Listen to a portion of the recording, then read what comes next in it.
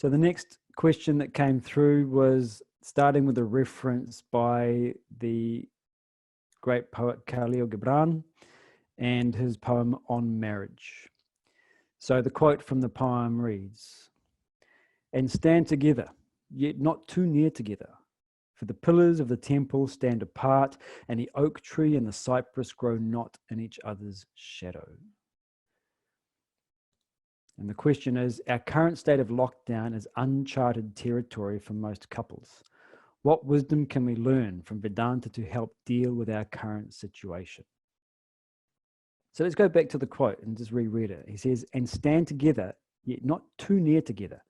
For the pillars of the temple stand apart, and the oak tree and the cypress grow not in each other's shadow."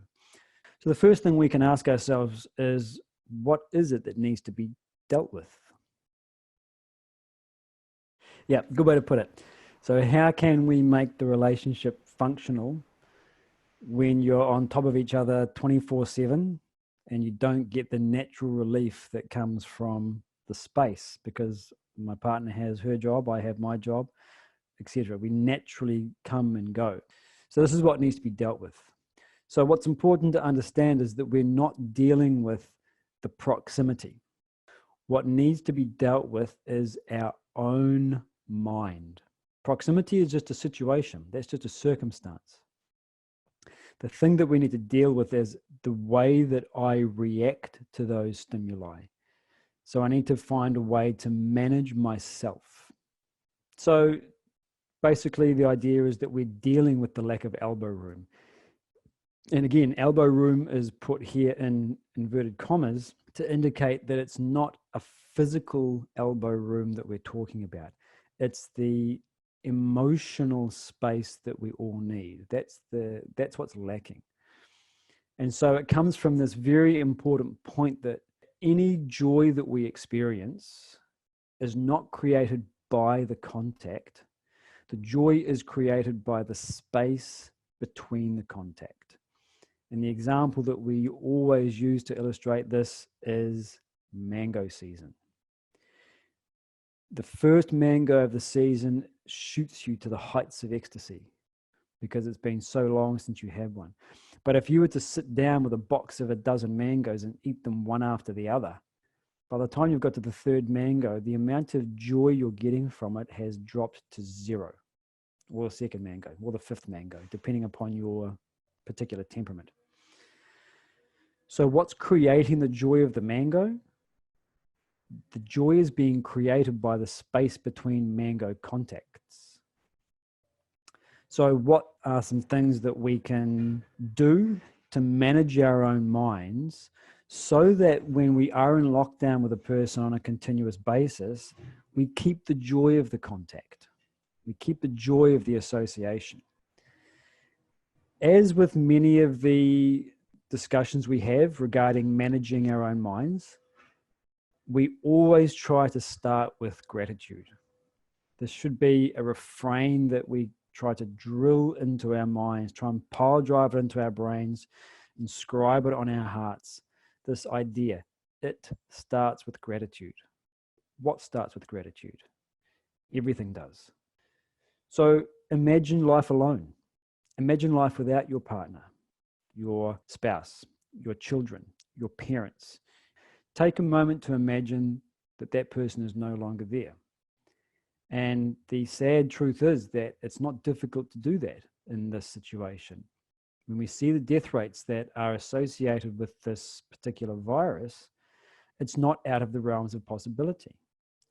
And so imagine what it would be like for that person to be taken away. Feel that discomfort, feel that sadness, feel that sorrow. Emotions per se are not good or bad. So when you're feeling a sense of sorrow and you're feeling a sense of heartbreak and loss and fear, when you think about what it would be like to be alone, that emotion per se is not bad. But if we relate to it wrongly, it can become a burden. It can become counterproductive. But if we are experiencing emotions of loss, heartbreak, and sadness as part of a larger project of recognizing the benefit I enjoy from just having this person's physical presence in my life, then we are relating to what would otherwise be considered negative emotions in a positive way. So we start with gratitude. And so what this practice does, it helps us to stay thankful. And anytime we experience a sense of gratitude, to that extent, it will be difficult, if not impossible, for us to maintain an arrogant, egocentric sense of, but what about me? So this is highlighted by the notion in the Christian Bible. He says, you cannot serve two masters. You cannot serve both God and mammon. So in a similar sort of way, you can't simultaneously harbor a grudging, personalized perspective and an attitude of gratitude and thankfulness. And so naturally, as we can maintain a sense of gratitude and thankfulness for our partner's presence, we will start to be charitable towards that person. So it means that when the person does something which is otherwise a little bit annoying, we have a greater capacity to absorb it without being affected. Because to be perfectly honest, I wouldn't want to be cooped up with me 24 hours a day. Being cooped up with myself 24 hours a day, well, she's got the much tougher burden. So think of it that way. When you recognize that the other person is also going through a burden here, it's much easier for you to be compassionate. And so what that means is that your own sense of irritation and frustration will be cooled off. So another really important point is that as we start to develop this feeling of gratitude and thankfulness for what we have, that we must be judicious with the expression. Imagine that your partner takes this to heart and starts to think about all the times and all the reasons that they are happy you are around. And whatever you're doing, you're in your office, you're in your study, you're at your computer, you're doing a workout. Every 25 minutes, your partner just, sweetheart, I'm so glad you're with me. I'm so glad you're in my life. Thank you, darling. Thank you, darling. And they go off. Half an hour later, sweetheart, don't forget, I love you. Okay, how long is it going to take before you go stir crazy? Not long. So we must be judicious with our expression of that feeling. And in fact, you could argue that it's far better to bottle the emotion up. Now, when we talk about bottling our emotions, we often think of it as something negative. But if you've ever made kombucha, if you've ever made home brew, what do? You bottle it up. And when it's done properly, what happens? You get something much better out at the other end.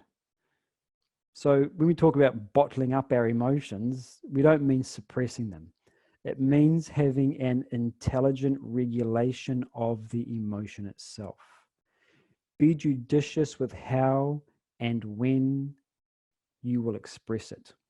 Rather than saying it directly, let it pervade all of your actions, your perceptions, your emotions, and your thoughts. Let it just be sitting gently in the background. If you are feeling an upspring of gratitude and you go to your partner and you express it beautifully, it's almost like you've discharged the battery and they feel good and you feel good, but it's gone. Rather than letting it flame out in one large expression, cultivate it. Let it be a continuous glowing ember that you warm yourself by when you need it. So the practice can help to generate a sense of gratitude, thankfulness, compassion, and then let it be there with you.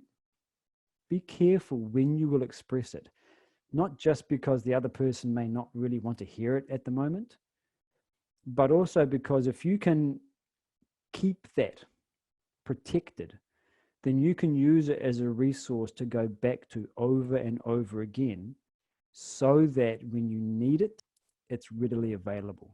You haven't spent it in one flaming expression. So it starts with gratitude. The other aspect that Vedanta often talks about is making a correct assessment. Marriage is service. The assessment of the other person's nature is therefore essential. You can't serve someone unless you know what they need. And so you need to assess the other person's nature. Specifically, we need to take our own nature out of it. I'm someone who loves to hear and give a lot of emotional expressions. And so if I am feeling something, I will want to give it to my partner. They're going to want to hear this beautiful emotional expression. Well, no, my partner's different to me. She much prefers to have a more low-key approach to expression of emotions. What is the other person's nature? What are their needs?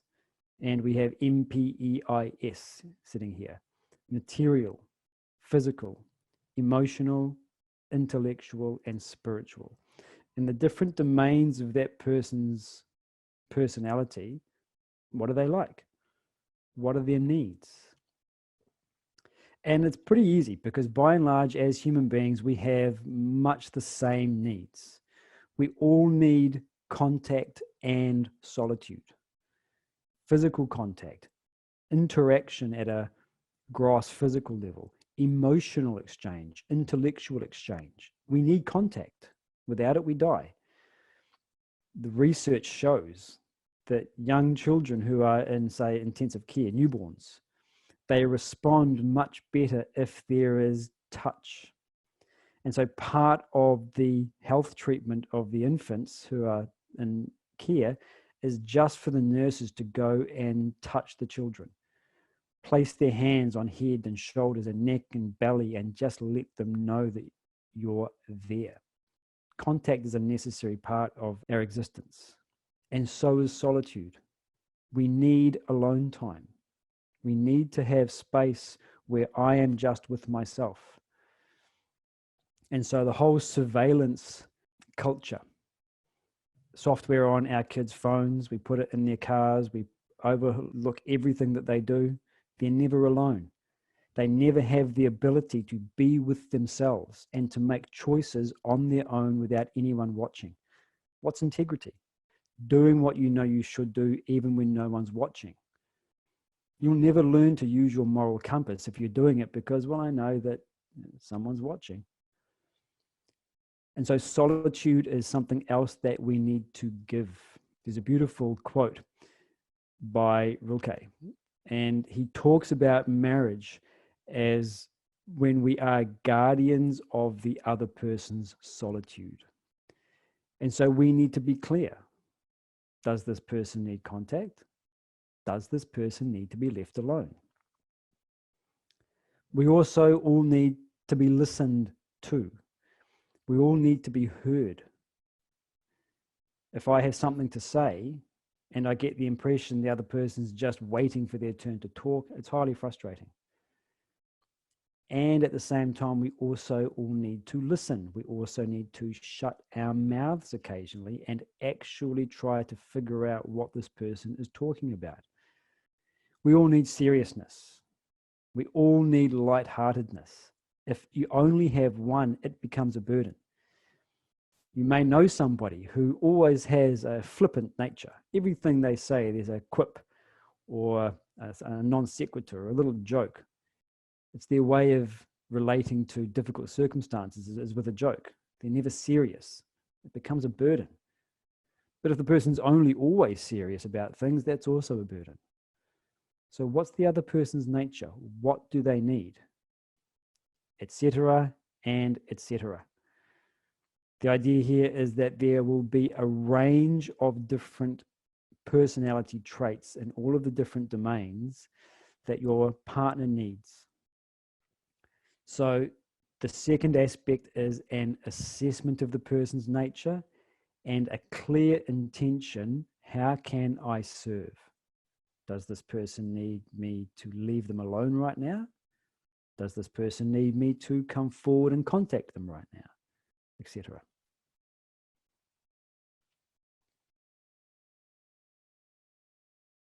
And the corollary to that, of course, is that we need to assess our own nature and our own needs. I also need contact. I also need solitude. I need laughter. I need seriousness, etc. And so, in understanding your partner's needs and your own as well, you will find some sort of overlap. Within that overlap is the happy medium that you can both function. That's your window of opportunity to serve your partner's needs and also get your own set. And the beautiful thing is that we can widen this window when we have an attitude of gratitude. If I have a sense of entitlement, then my window narrows. No, I have to be once a day. It has to be every day. I can't do any less than that. But if I have a feeling of gratitude that this person's even there to speak to, then I can extend myself so we can widen our windows. Second aspect when we're assessing our own nature is to question all of our impulses. I've just read something on the internet which is funny and heartfelt and relevant to our current situation of COVID-19. And my impulse is to pick up my phone and say, hey, look at what I just saw. The person's sitting there in the middle of writing something important. I've interrupted them. So the moment we have this impulse to contact, we should ask, do I need to contact right now? I'm probably going to be seeing them a little later on in the day. After all, we're in lockdown. So can we have this attitude of not now, later? So it's questioning our nature, questioning our impulses. It's also important that we understand what does agitate me and what does calm me. And I think this is common for many people. I've heard a lot of people making this comment. The more news I read, the more social media I read, the more frustrated and fearful I become. So stop reading. It doesn't mean that you should be ill-informed. But why am I reading as much as I am? How much social media, how much news feed do I need? We're not asking this question. We've become so addicted and neutralized to information that we can't be without it. But like any addiction, the continuous feeding into the personality of that stimulus will have a hangover effect. If I am taking constantly sugar, all sorts of health problems. If I'm taking constantly alcohol, all sorts of health and emotional and relationship problems. If I'm constantly taking in a social media feed, I will have a hangover. I'll be mentally agitated. That's going to make me less able to accommodate others. It's going to make me more likely to try and deposit that on my partner. So that's just an example. Don't overconsume social media, because I know if I read too much, it's a burden for me. What calms me? You know, just doing 20 minutes of yoga and then 5 minutes of pranayama. At the end of that, I feel great. Find 30 minutes, schedule it in. And we're burying the lead here a little bit. Stay associated with higher values. So from our perspective, of course, it means the philosophy of Vedanta, and specifically the way that it has been interpreted and presented by Swami Parthasarathy. This is the basis of our work. But whatever you find that inspires your mind and your intellect towards higher values, you must start a daily practice. If you don't have a daily practice of contacting higher values, you will not get through this in a way that allows you to stay calm and sane. We need it. Now more than ever. We've always needed it. But this is really showing us that we do. So on a daily basis, we should schedule in listening, watching, or reading, thinking about something associated with higher values. We do it with our physical exercise. Oh, I know that if I don't do my stretching and my twisting, my joints and my back start to ache. I know that if I don't do some cardiovascular, I start to feel a little lethargic and sleepy. So I'm very assiduous when it comes to my physical exercise. But when it comes to a philosophical inquiry and a gratitude practice, that for some reason I find it much easier to I'll do it later. No, don't do it later. Make this a priority.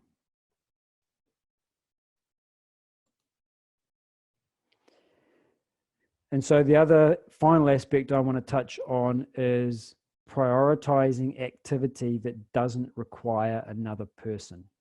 Right? And I've just given some very quick, easy examples here. But the idea is that you will have to find your own for yourself. Exercise is a great example to start with. Can you find an activity that doesn't require anybody else? Of course. If you're stuck in the home, exercise is easy. You do your yoga, you do your stretching. If you have an exercise machine, got some hand weights. It's a really easy example. Work, hobby, find something that is relatively solitary that you can work with that doesn't require another person so that you can self-soothe. You may be feeling frustrated. You may be feeling anxious. The natural tendency is to want to go to your partner and connect in some way. What can I do that is self-sufficient that will have the same effect? Okay, rather than staring at my phone and looking at yet another doom and gloom scenario, I'm going to work on this piece of work that I've created for myself, or I'm going to engage myself in this hobby, which is solitary. And this sounds a little counterintuitive, but stay connected with others. So the context here is being in lockdown with one other person or a few other people. Find ways to connect with others that don't necessitate the other person's involvement. Be self-sufficient. So you have a network, friends, family, loved ones, a community such as this. We've got 20 odd people here listening and speaking.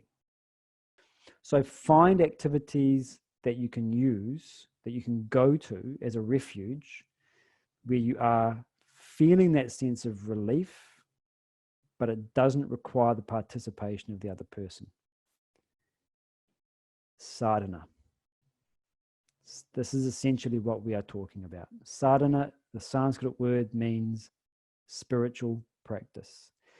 Anything that we are doing to elevate our perceptions, emotions, and thoughts to something higher than our own egocentric perspective. This will develop a sense of self-sufficiency or autonomy that keeps us mentally peaceful and means that we demand less of others.